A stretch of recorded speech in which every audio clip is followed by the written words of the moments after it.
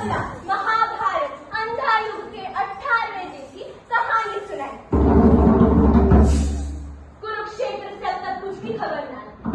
जीता या हारा, बचा कुछ कौरव नहीं जाने किसकी लोगों पर जा उतरेगा यह नर पक्षी कितनों का भूखा बादल। और अंतःपुर में मरकर किसी खामोशी। वहां से गांधारी शीश झुकाए बैठी है और उधर धृतराष्ट्र मौन है। संजय अब तक कुछ भी खबर न लाया। धृतराष्ट्र बार बार संजय की प्रतीक्षा करत है कि वह युद्ध भूमि से संदेश लेकर आया या नहीं। अरे जानना चाहिए आज 18वें दिन में कौरव बचाया नहीं। धृतराष्ट्र बार बार यह प्रतीक्षा कर रहे हैं कि कोई आया या नहीं। और वही दूसरी ओर गांधारी संतप्त बैठी है और आवेश में आकर श्री कृष्ण को कहती है, मर्यादा का हत्यारा, उसे जिसने धर्म की स्थापना के लिए अवतार लिया। तब भाई संजय याद है और अर्जुन द्वारा कौरवों के विनाश का समाचार लाता है।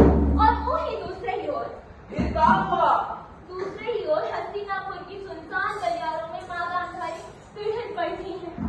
तब है युयुत्सु कौरवों की हारी हुई सेना के साथ आत है। पांडवों के पक्ष से लड़ने के बाद युयुत्सु आत्मग्लानि से ग्रस्त है और मां गांधारी को प्रणाम करते हैं। तब है मां गांधारी युयुत्सु से कही, माता मत कहो मुझे, तुम जिसको प्रभु मानते हो वह भी मुझे माता ही कहता था। यह शब्द चलते हुए लोहे की सलाखों सा मेरी पसलियों में धंसता जा रहा है।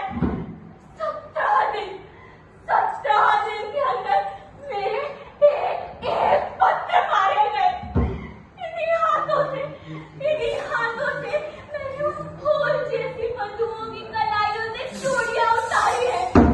और इसी आंचल से मैंने उनके माथे की सिंदूर की रेखा भी पोंछी है। तब है मां गांधारी युयुत्सु पर व्यंग्यबाण करती है। पूछो विदुर से, कुशल से तो है बेटा, भुजाएं तुम्हारी पराक्रम है, थकी तो नहीं अपनी ही बंधुओं का वध करते करते। अरे विदुर, थका हुआ होगा तो इसे फूलों की शैया दो। पराजित दुर्योधन नहीं है यह, सोए तो जाकर सरोवर की कीचड़ में। तब है संजय याद है और दुर्योधन की पराजय का समाचार लाते। सुन के मां गांधारी मूर्छित हो जाती है। आवेश में आकर श्री कृष्ण को ही इस पूरे युद्ध का उत्तरदायी ठहराती है। हे नागदेवी, श्री कृष्ण से कहती, यह बड़ा संस्कार मेरे पुत्र का किया है या कृष्ण से किया है या? सुनो, आज तुम भी सुनो। मैं तपस्विनी गांधारी अपने सारे जीवन के पुण्यों का, अपने सारे पिछले जन्म के पुण्यों का बलि लेके कहती हूँ, कृष्ण सुनो।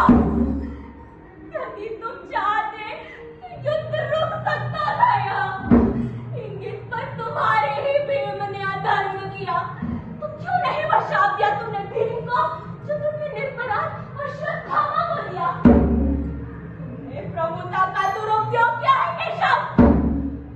यदि मेरी सेवा में बल है और संजय तब तक धर्म है तो सुनो।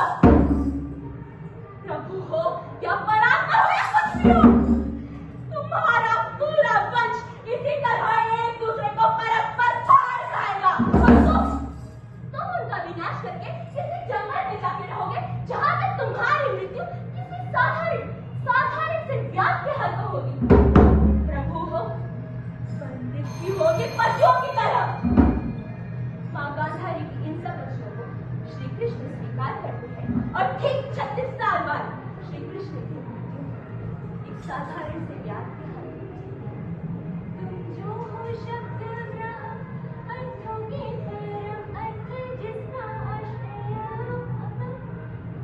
वाणी न होती है व्यर्थ, है तुम्हें नमन, है उन्हें नमन। तो एक ही कहानी हमारे श्री कृष्ण की कैसे स्वरूप है। जय नाग।